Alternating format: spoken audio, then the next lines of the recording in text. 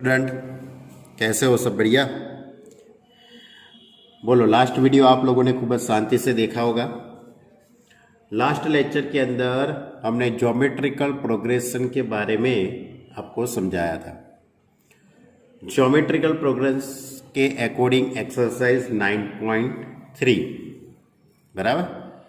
Exercise 9.3 के अंदर फिर से बता देता हूँ, जो सभी जो क्वेश्चन है उसकी formula Tn is equal to a into r raise to n minus one, nth term find करने की फॉर्मूला।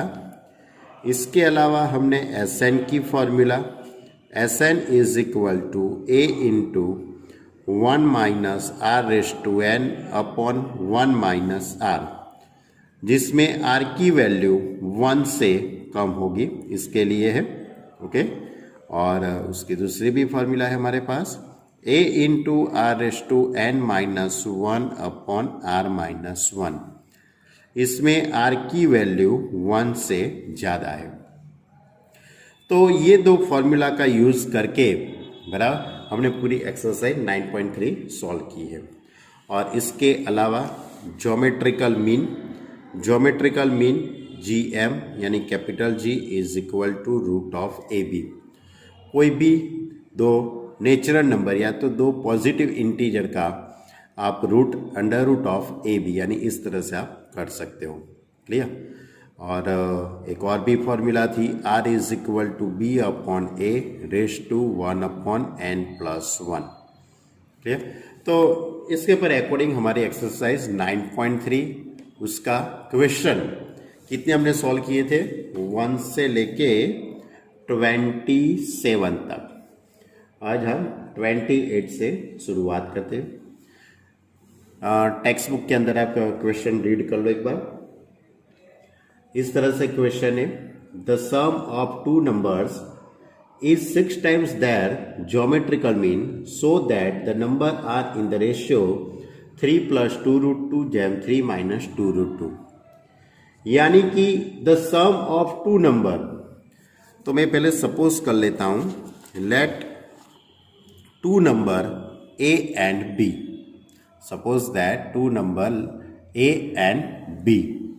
अब क्वेश्चन में क्या दिया है? सम ऑफ यानी कि a plus b addition is the 6 times of geometrical mean, यानी a plus B is equal to 6 into root A B. ये क्वेश्चन में आपको दिया गया है, कंडीशन क्वेश्चन में दी गई है। अब इसके पर से आपको a और b का रेशियो फाइंड करना है, a जैम b, इसके पर से आपको लाना है। तो क्या करेंगे बच्चे लोग? अब तो ये 6 रूट ए बी है, तो 2 रूट ए बी अपॉन में ले लेते हैं। तो a plus B upon 2 root A b is equal to 3। अब उसके बाद पहले एडिशन, उसके बाद सब्ट्रैक्शन, डिनोमिनेटर एंड ऊपर का जो टर्म है और नीचे का, ये दोनों टर्म का आप एडिशन कर लीजिए एक बार। उसके बाद subtraction, that is numerator and denominator का मैंने एडिशन, तो a plus b plus 2 root A b और a plus b minus 2 root A b. यहाँ पे अपन में कुछ नहीं है तो हम 1 लिख सकते हैं बच्चे लोग। तो 3 प्लस 1 अपॉन 3 माइनस 1। अब a that is root a का स्क्वायर हो जाएगा, ये 2 रूट ए बी मिडल टर्म हो जाएगा, b that is root b का स्क्वायर हो जाएगा, a that is root a square, ये मिडल टर्म, और ये b that is root b square. 3 plus 1 4 upon 2। Okay. तो ये ऊपर का ये जो टर्म है वो पूरी एक फॉर्मूला हो गई। a square plus 2ab plus b square की फॉर्मूला हो गई, यानी कि किसका एक्सपांड हो गया? Root a plus root b का होल स्क्वायर। सिमिलरली अपन में भी root a minus root b का होल स्क्वायर। अब दोनों तरफ मैं रूट लेता हूँ, दोनों तरफ रूट लेंगे तो root a plus root b upon root a minus root b is equal to root 2। अब इसके अपॉन में कुछ नहीं है तो हम 1 कह सकते हैं। मैं फिर से न्यूमरेटर एंड डिनोमिनेटर का मैं एडिशन एंड सब्ट्रैक्शन करता हूँ, तो root a plus root b plus root a minus root b। Upon में root A plus root B minus root A plus root B is equal to root 2 plus 1 upon root 2 minus 1। अब ये ऊपर का ये जो पूरा term है उसमें से रूट बी कट हो जाएगा, तो 2 रूट ए अपॉन में से रूट ए कट हो जाएगा, तो 2 root b root 2 plus 1 upon root 2 minus 1। अब ये रूट हटाने के लिए दोनों तरफ आपको स्क्वायर करना पड़ेगा, both the side square, then a upon b root 2 plus 1 whole square root 2 minus 1 का whole square, a upon b root 2 plus 1 का whole square that is 2 plus 2 root 2 plus 1 यानी एक्सपांड कर दिया, अपॉन में भी 2 minus 2 root 2 plus 1, तो ये हो जाएगा 2 plus 1 3 plus 2 root 2 upon 3 minus 2 root 2। तो ए जैम B is equal to 3 plus 2 root 2 upon 3 minus 2 root 2। मालूम पड़ा बच्चे लोग? क्वेश्चन में क्या दिया था मालूम पड़ गया आपको कि दो नंबर का addition any two number A plus B यानी A plus B is equal to 6 root A B, ये क्वेश्चन के अंदर दिया। उसके बाद हमने इस तरह से सिंप्लीफाई दिया। यही मेथड से बच्चे लोग करना है, दूसरी कोई मेथड आप सेट करेंगे तो होगा नहीं, यही मेथड से आप जाएंगे तभी आपको ए जैम बी मिलेगा। ओके, तो ये था हमारा क्वेश्चन नंबर 28। चलो अब 29 लेते हैं। चलो 29 नंबर का sum, if A and G, capital A and capital G लिखा है, be A M and G M यानी अरेथमेटिक एंड ज्योमेट्रिकल मीन है respectively between two positive number, prove that number are capital A plus और minus under root में capital A plus G and capital A minus G. That is आपको कोई भी दो number है उसका geometrical mean and arithmetic mean question में दिया गया है, उसके ऊपर से आपको वो दो नंबर क्या होगा यानी कि प्रूव करना है, prove that the numbers are A plus और minus root of A plus G A minus G. तो पहले तो हम सपोज करते हैं let two positive numbers A and B, कोई भी दो positive number suppose A and B है। अब उसका arithmetic mean capital A is equal to A plus B upon 2, यानी कि ये 2 सामने चला जाएगा तो a plus B is equal to 2a हो जाएगा। And geometrical mean g is equal to root A B, दोनों तरफ हम स्क्वायर करेंगे तो G square is equal to A B. अब a plus B is equal to 2a and G square is equal to a into B, इन दोनों का हम यूज करेंगे और a और b निकालेंगे। अब ये a माइनस बी का होल स्क्वायर की ये फॉर्मूला है, A square minus 2ab plus B square, लेकिन मैं यहाँ पे इस तरह से लिख रहा हूँ a प्लस बी का होल स्क्वायर माइनस 4ab। क्यों? क्योंकि आप इसका एक्सपांड करो, A square plus 2ab plus B square minus 4ab that is A square minus 2ab plus B square हो जाएगा। तो a minus B whole square, a minus B का whole square is equal to a plus B का whole square minus 4ab। अब a minus B का whole square, a plus B is equal to 2a, यहाँ पे 2a लिखेंगे तो 4a square, a into b that is uh g square, a minus B whole square is equal to 4 common निकल जाएगा, a square minus ji square, दोनों तरफ हम root लेंगे तो रूट लेंगे तो a minus B is equal to plus और minus 2 under root A square minus ji square. It is a result number 2। अब ये result number 1 and result number 2 substitution method करते हैं, यानी कि दोनों रिजल्टों का हम एडिशन करते हैं। तो a प्लस बी और ये a माइनस बी है तो b b कट हो जाएगा, तो 2a इज इक्वल टू ये 2a और ये प्लस और माइनस 2 अंडर रूट ए स्क्वायर माइनस जी स्क्वायर, सभी में से 2 कॉमन निकल जाएगा तो small a is equal to capital A plus और माइनस अंडर रूट ए स्क्वायर माइनस जी स्क्वायर। अब ये एक नंबर आ गया, आपको तो 2 नंबर निकालने हैं पॉजिटिव, तो एक नंबर तो मिल गया आपको। अब दूसरा नंबर निकालने के लिए ये जो स्मॉल a की वैल्यू है आप रिजल्ट नंबर 1 के अंदर पुट कर दीजिए बच्चे लोग। तो a plus B is equal to 2a, therefore b is equal to 2a minus a, और a is equal to a plus और minus under root a square minus ji square. ये माइनस अंदर जाएगा तो ये प्लस माइनस है, उसका minus plus हो जाएगा, और 2a में से a को सब्ट्रैक्ट करो तो that is b is equal to a minus plus under root a square minus ji square.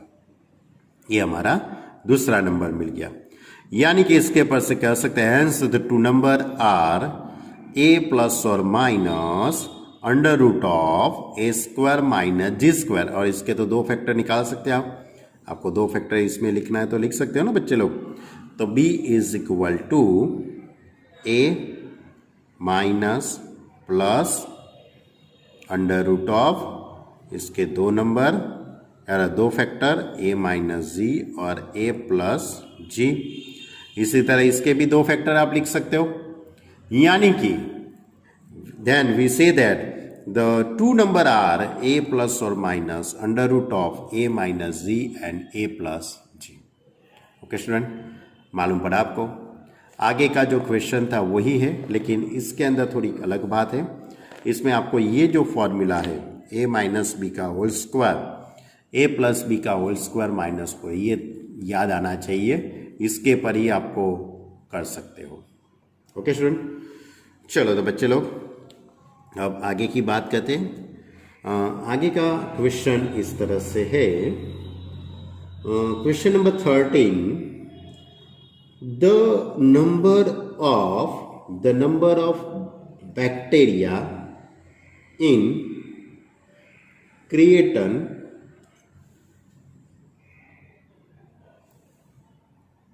चलो इस तरह से क्वेश्चन है। Question number 13, the number of bacteria in a creaton culture doubles every hour. If there were 30 bacteria present in the culture originally, how many bacteria will be present at the end of second hours and fourth hours and nth hours? बहुत अच्छा question है, practically सम है बराबर। The number of bacteria in certain बराबर culture doubles every hours, यानी कि bacteria के जो नंबर है वो हर आवर्स में ट्वाइस होते हैं, डबल होते हैं। If there 30 bacteria present in the culture originally, यानी कि स्टार्टिंग के अंदर यानी कि शुरुआत की जो बात करते हैं उसमें 30 बैक्टीरिया है बराबर। अब 1 आवर्स कंप्लीट होने के बाद, 1 घंटा कंप्लीट होता है, उसके बाद बैक्टीरिया कितने हो जाएंगे? तो 1 घंटा कंप्लीट हो जाने के बाद नंबर ऑफ बैक्टीरिया इससे डबल हो जाएगा, यानी कि 30 इंटू 2 यानी कि 60 बैक्टीरिया हो जाएंगे। कब? जब 1 आवर्स कंप्लीट होते हैं तब, ध्यान रखना। इसी तरह सेकंड आवर्स, उसके बाद सेकंड आवर कंप्लीट होता है तो 60 था, उसका ट्वाइस यानी कि 120। तो इससे पर से हम कह सकते हैं बच्चे लोग कि पहला जो है वो पहले 30 थे, 1 आवर्स कंप्लीट होने के बाद बैक्टीरिया, नंबर ऑफ बैक्टीरिया 60 हो जाते हैं। End of hours, second hours में नंबर ऑफ बैक्टीरिया 120 होते हैं, उसके बाद 240 है। यानी इस तरह से बैक्टीरिया की नंबर ऑफ बैक्टीरिया बढ़ते जाते हैं। तो ये पूरी एक सीक्वेंस हो जाती है। ये जो सीक्वेंस बनती है उसको हम ज्योमेट्रिकल प्रोग्रेशन कहेंगे। आप देख लो अच्छी तरह से, सभी का रेशियो इक्वल है। 60/30 2 होता है, 120/60 2 होता है, 240/120 इट इज ऑल्सो 2। यानी कि नंबर ऑफ बैक्टीरिया कि इससे बनने वाली जो सीक्वेंस है it is a geometrical progression. Okay student, then it is a first term, it is a second term, it is a third term, it is a fourth term, dash dash dash ऐसे चलते हैं. लेकिन ध्यान रखना कि जब 1 hours complete होता है उसके बाद एंड ऑफ 1 आवर्स, तो ये सेकंड टर्म होता है. 1 घंटे के बाद वाला जो टर्म है वो ज्योमेट्रिकल प्रोग्रेशन के लिए सेकंड टर्म. दूसरा घंटा कंप्लीट होता है यानी कि सेकंड आवर्स में बाद ये थर्ड टर्म हो जाएगा. तो 30, 60, 120 it is a geometrical progression. First term a is equal to 30, r is equal to common ratio that is a 60 upon 30. 60 upon 30 is a 2. अब आपको क्वेश्चन में क्या निकालना है बच्चे लोग? क्वेश्चन के अंदर एंड ऑफ सेकंड आवर, तो एंड ऑफ सेकंड आवर्स यानी थर्ड टर्म हो जाएगा. तो थर्ड टर्म कितना हो गया? 120 निकाल ही लिया है. End of fourth term, fourth यानी end of fourth hour, sorry fourth hour यानी फिफ्थ टर्म होगा. तो हमारे पास Tn की फॉर्मूला क्या है? a into r raise to n minus 1. तो T5 की फॉर्मूला क्या बन जाएगी? तो T5 is equal to a into r raise to 4. Clear? तो इसके अंदर मैंने वैल्यू पुट कर दी. 30 इंटू 2 रेस टू 40, 30 इंटू 16 यानी कि 480. क्लियर? तो और उसके बाद वाला जो क्वेश्चन है nth hour, end of nth hour यानी Tn प्लस 1 होगा. कारण क्योंकि जितने आवर्स है उसमें एक टर्म ज़्यादा होता है ना बच्चे लोग. आपको तो यहाँ पे एंड ऑफ फोर्थ आवर करना था तो फिफ्थ नंबर का टर्म निकाला. इसी तरह nth टर्म, nth आवर्स की बात करें तो कौन सा टर्म होगा? n प्लस 1 वाला टर्म होगा. तो Tn plus 1 is equal to a into r raise to n plus 1 minus 1. ऐसा होगा. तो ये 1 1 कट हो जाएगा. That is a into r raise to n. अब a is equal to 30 and r is equal to 2, then 30 into 2 raise to n. मालूम पड़ा कि नहीं पड़ा बच्चे लोग? बहुत इजी क्वेश्चन था. बराबर. नंबर ऑफ बैक्टीरिया यानी कि बैक्टीरिया में जो बढ़ती जाती है यानी कि नंबर ऑफ बैक्टीरिया की वैल्यू बढ़ती है तो वो ज्योमेट्रिकल प्रोग्रेशन से बढ़ रही है. अभी भी एक और भी क्वेश्चन है ऐसा ही.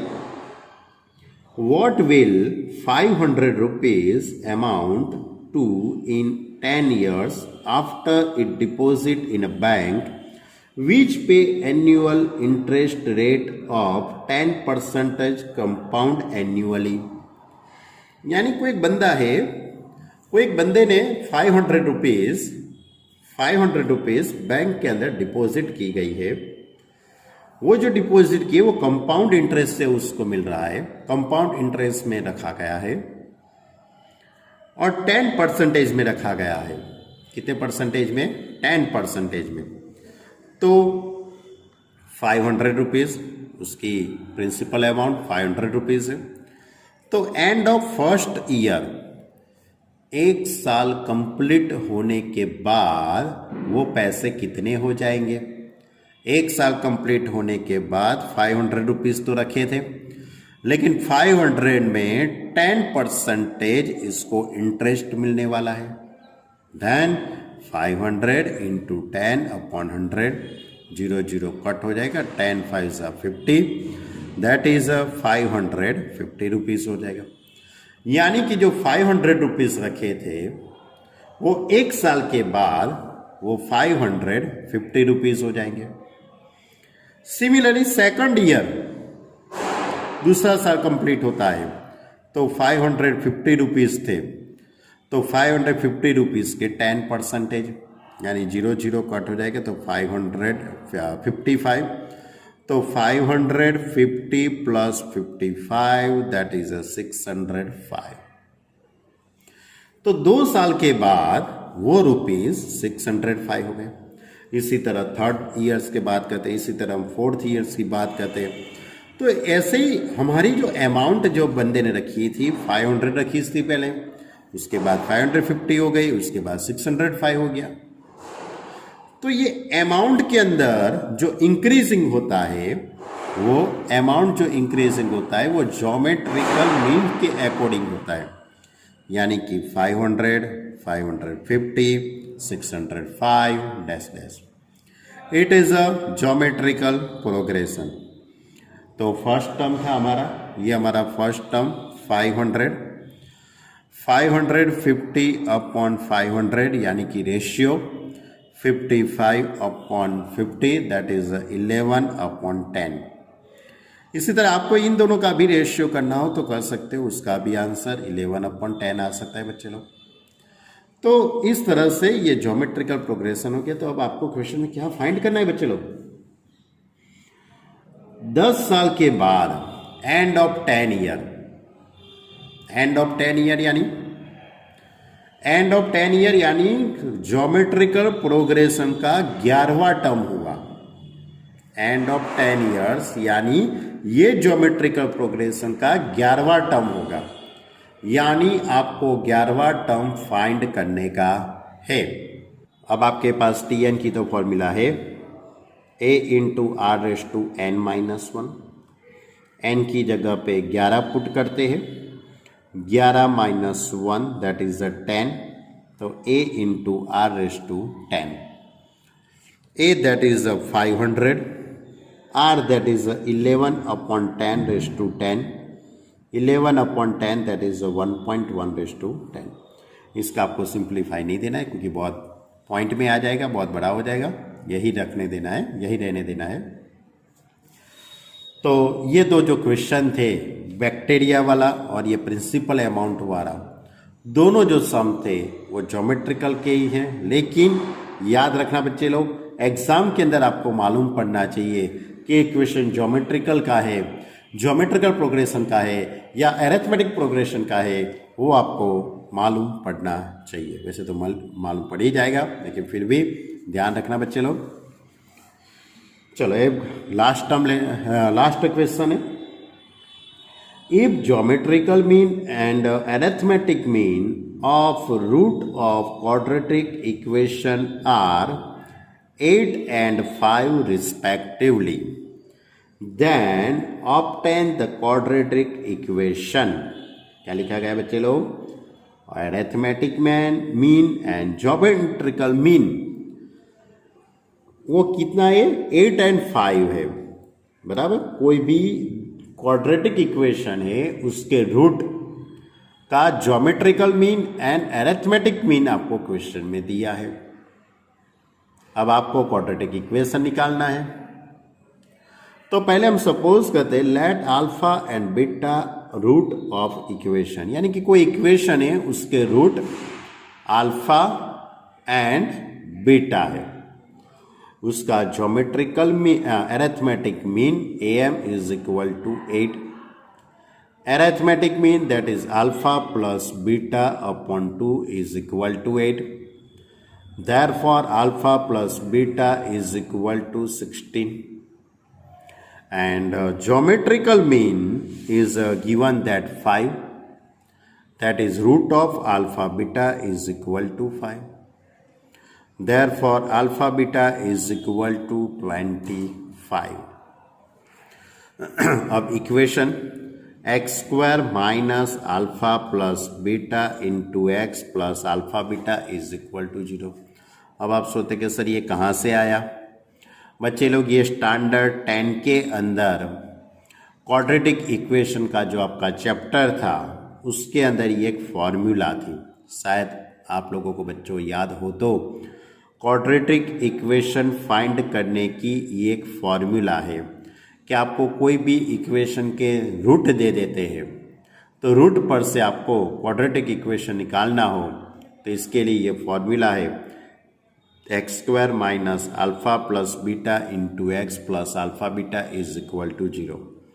Alpha plus beta is equal to 16 and alpha into beta is 25। Therefore, quadratic equation is x square minus 16x plus 25 is equal to 0। Clear? तो ये है हमारी एक्सरसाइज 9.3, बहुत बड़ी एक्सरसाइज थी। अच्छी तरह से प्रैक्टिस करना। आप ऐसा कभी मत सोचना कि सर ये क्या है, इतने बड़े सम, ये सब करना पड़ेगा। भाई करना पड़ेगा, बराबर। क्योंकि आप ऐसा मत सोचो कि इसका 12th में क्या यूज़ है, वो ऐसा मत सोचो। सिर्फ आप इतना सोचो कि ये करने से आपको फ़ायदा होगा। क्यों? क्योंकि आपका लॉजिक पावर, यदि आपका लॉजिक पावर अच्छा होगा तभी आपका 12th में रिजल्ट आ सकता है।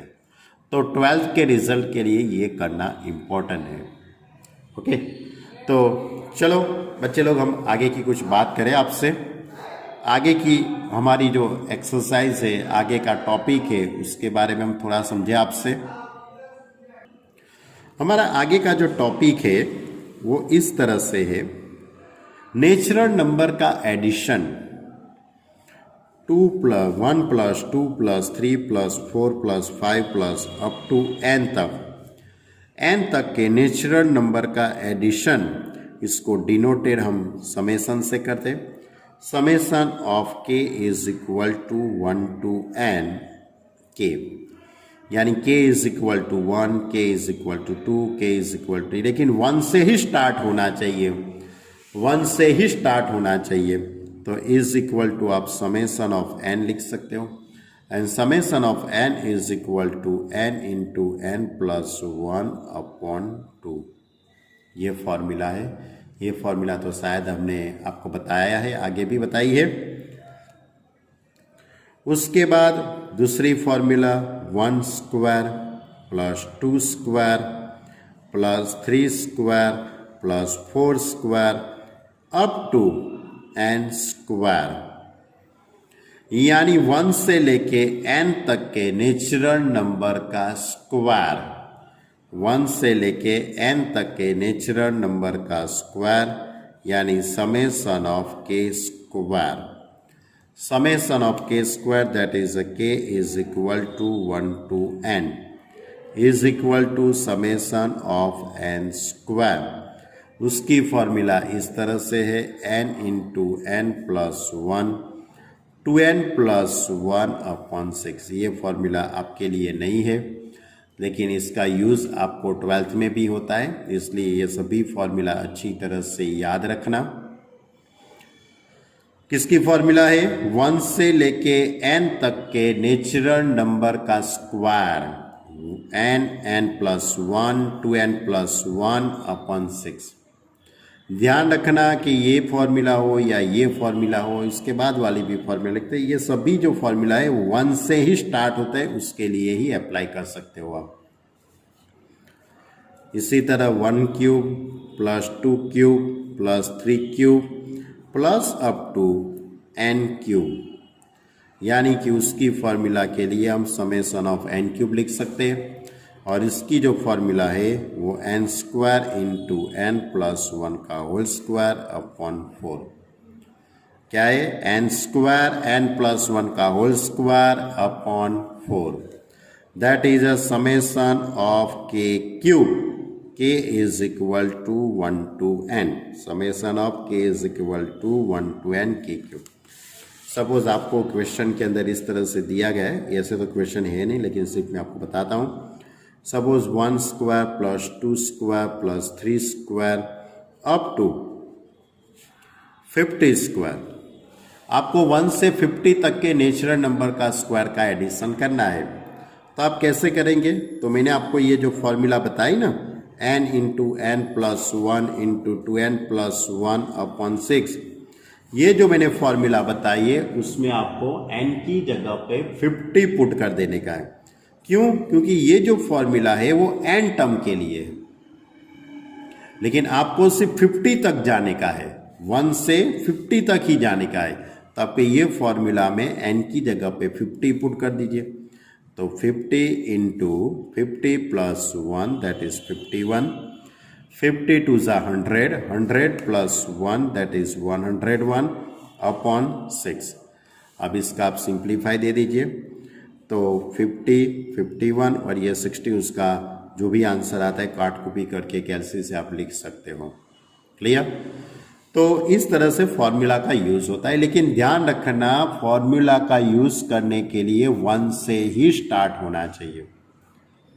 कहाँ से स्टार्ट होगा, 1 से ही स्टार्ट होगा तब भी पॉसिबल है। सपोज इस तरह से 5 square plus 6 square plus 7 square plus up to, अब आपको जाना है सपोज मैं कहता हूँ 40 स्क्वायर तक। तो यहाँ से 5 से स्टार्ट होता है और 40 तक है, तो आप ये फॉर्मूला अब यहाँ पे यूज नहीं कर सकते हो। क्यों? क्योंकि ये फॉर्मूला यानी ये तीनों के लिए कोई भी फॉर्मूला का यूज करने के लिए 1 से स्टार्ट होना चाहिए। एडिशन कहाँ से स्टार्ट होना चाहिए, 1 से स्टार्ट होना चाहिए। तो यहाँ तो 1 है ही नहीं, यहाँ तो 5 से स्टार्ट होता है। तो आपको क्या करना पड़ेगा बच्चे लोग, तो 1 से 4 तक के नेचुरल नंबर इसमें ऐड करने का और सब्ट्रैक्ट करने का। 1 से 4 तक के नेचुरल नंबर अंदर ऐड करो एंड द सब्ट्रैक्ट। तो 1 square plus 2 square plus 3 square plus 4 square plus 5 square plus 6 square plus 7 square up to कहाँ तक जाएंगे हम, 40 स्क्वायर। अब जितना ऐड किया है, ऐड कितना किए, 1 से 4 तक के नंबर इतने ऐड किए हैं आपने, तो इतना आपको यहाँ पे सब्ट्रैक्ट करना पड़ेगा।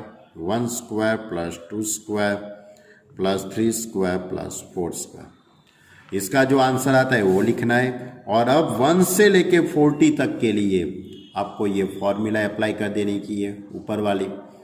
तो 40 इंटू 40 प्लस 1 यानी 41, 42 ज़ा 80, 81 अपॉन 6 माइनस इसका जो भी आंसर आता है 1 स्क्वायर 2 स्क्वायर 3 स्क्वायर और 4 स्क्वायर। इसके लिए भी आप चाहो तो ये फॉर्मूला यूज़ कर सकते हो। इसमें n की जगह पे 4 पुट कर दीजिए। 4 इंटू 4 प्लस 1 5, 4 2 ज़ा 8 प्लस 1 9 अपॉन 6।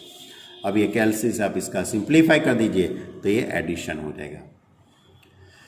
तो ये बात मैंने आपको इसलिए बताई बच्चे लोग कि आपके क्वेश्चन के अंदर सपोज ऐसा कोई क्वेश्चन हो 5 से स्टार्ट होता है, 10 से स्टार्ट होता है, कहीं से भी स्टार्ट होता है, लेकिन फॉर्मूला यूज करने के लिए आपको 1 से ही स्टार्ट होना चाहिए।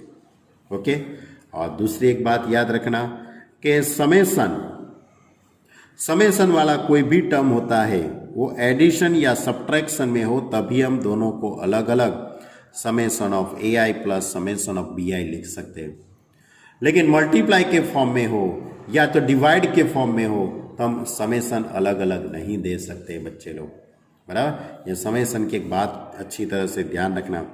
सपोज इस तरह से है A अपॉन B, तो आप सोचो कि चलो ऊपर वालों को भी मैं समेसन दे दूँ और नीचे वालों को भी तो ये पॉसिबल नहीं है हमारे मैथमेटिक्स में। सिर्फ एडिशन और सब्ट्रैक्शन हो तभी हम समेसन को अलग अलग दे सकते हैं। मल्टीप्लाई का फॉर्म हो या डिवाइड का फॉर्म हो तो हम उसको या तो पावर में भी हम नहीं ले सकते, बराबर। तो ये बात अच्छी तरह से याद रखना। और ये भी बात आपको मालूम ही होगा कि 1 + 1 + 1 n टाइम्स हो तो उसका आंसर क्या आता है, n आता है, बराबर। 1 + 1 + n टाइम हो तो उसका आंसर यानी कि उसको समेसन ऑफ 1 लिखते हैं, बराबर। तो समेसन 1 = n। तो ये सभी जो बातें मैंने आपसे की है वो 9.4 के लिए की है। तो मैं सोच रहा हूँ कि 9.4 का 1-2 सम तो ले, बराबर। उसके बाद नए सम लेंगे नेक्स्ट लेक्चर में।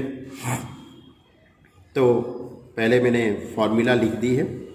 अब 9.4, चलो 9.4 का ऊपर नोट इस तरह से लिखा गया है, find the sum to n term of each of the series 1 in exercise 1 to 7, यानी 1 से 7 तक के क्वेश्चन के n टर्म तक का एडिशन आपको फाइंड करना है। कर लेते बच्चे लोग। तो देखो क्वेश्चन अच्छी तरह से देखो, मैं पहला क्वेश्चन अच्छी तरह से समझाता हूँ, नहीं बाकी सब समझाएंगे ऐसा नहीं है, लेकिन उसमें थोड़ा एक बार आपको मालूम पड़ जाए तो सभी क्वेश्चन इजी हो जाते हैं। तो 1 × 2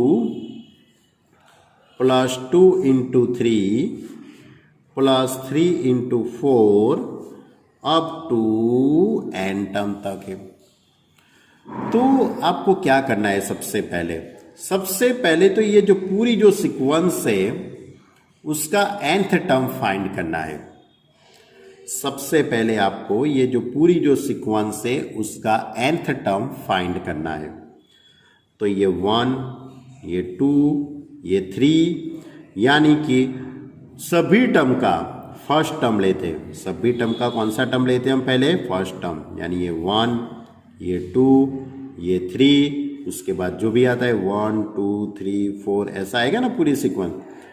एंड दूसरी सीक्वेंस कौन सी होगी? दो सीक्वेंस दूसरी कौन सी होगी? ये 2, ये 3, ये 4, 2, 3, 4, ये दूसरी सीक्वेंस हो जाएगी। यानी कि आपको जो n टर्म तक है उसमें सबसे पहला टर्म 1, 2, 3, 4, सेकंड टर्म 2, 3, 4। अब nवा टर्म आपको फाइंड करना है। तो ये तो मालूम पड़ जाएगा इसका nth टर्म कौन सा होगा, n ही हो जाएगा 1, 2, 3, 4 का। अब ये होगा अरिथमेटिक प्रोग्रेशन होगा। अच्छी तरह से देखो बच्चे लोग, ये अरिथमेटिक प्रोग्रेशन है। तो अरिथमेटिक प्रोग्रेशन है तो इसका first term a is equal to 2, d that is a subtraction 3 minus 2 is equal to 1, nth term tn is equal to a plus n minus 1 into d। इसके अंदर value put करते a is equal to 2, n minus 1, d that is 1, तो 2 plus n minus 1 तो is equal to n plus 1। Clear? तो इस तरह से आपको n टर्म फाइंड करना है। तो अब आपकी सीक्वेंस कौन सी है? 1 इंटू 2, 2 इंटू 3 प्लस 3 इंटू 4। तो अब nवा टर्म कौन सा हो जाएगा बच्चे लोग? तो n इंटू n प्लस 1, ये मैंने nवा टर्म फाइंड किया, बराबर। उसके बाद इस तरह से आपको nवा टर्म फाइंड कर लिया। अब इसको समेशन के फॉर्म में लिखना है। तो summation of k into k plus 1, n की जगह पे क्या पुट करना है? k, और k is equal to 1 to n। अब k इज इक्वल टू 1 रखो, तो 1 इंटू 1 प्लस 1 टू 1 इंटू 2 हो गया ये पहला term. k is equal to 2 put कर लीजिए, तो 2 इंटू 3 हो गया। 3 पुट कर लीजिए, 3 इंटू 4 हो गया। इसी तरह n पुट करेंगे तो ये आ जाएगा। अब इसके बाद आपको सिंप्लीफाई देना है। यहाँ तक पहुँचना ही इम्पोर्टेंट है, उसके बाद तो बहुत इजी है बच्चे लोग। k is equal to 1 to n, k को अंदर मल्टीप्लाई में ले लीजिए, तो k स्क्वायर प्लस k, अलग अलग समेसन दे दीजिए। तो summation of k square plus summation of k, k is equal to 1 to n and k is equal to 1 to n। अब summation of k square that is the summation of n square की formula, n into n plus 1 to n plus 1 upon 6। Summation of n, इसकी formula हो जाएगी n into n plus 1 by. तो इस तरह से आपको पहले इस तरह से डिसाइड करना है। मैंने इस तरह से लिखा गया है बच्चा, देखो। तो 1, 2, 3, 4 उसका nth टर्म n, और 2, 3, 4, 5 का nth टर्म होगा n प्लस 1, बराबर। और इसके बाद समेसन के फॉर्म में लिखा है, मैंने अभी आपको समझाया इस तरह से। उसके बाद दोनों को मैंने अलग अलग समेसन दे दिया। Summation of k square that is the summation of n square, summation of k that is the summation of n, तो समेसन ऑफ n स्क्वायर। चलो समेसन ऑफ n स्क्वायर की फॉर्मूला लगा दी, समेसन ऑफ n की formula. अब ये 6 और ये 2 है, तो उसका एलसीएम कितना हो जाएगा? 6 हो जाएगा। तो यहाँ पे 3 आ जाएगा, n plus 1 2n plus 1 plus 3n into n plus 1। अब कॉमन क्या निकल जाएगा?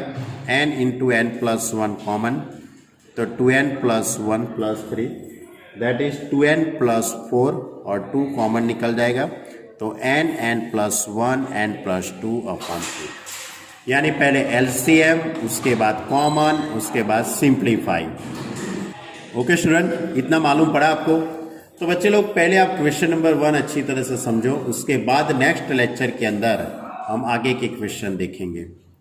तो आज हमने एक्सरसाइज 9.3 कंप्लीट की है और ये एक नया जो टॉपिक मैंने आपको समझाया उसको पहले समझो, उसके बाद उसके अकॉर्डिंग एक्सरसाइज 9.4 का पहला क्वेश्चन, उसके बाद हम आगे की बात करेंगे। Okay student, bye.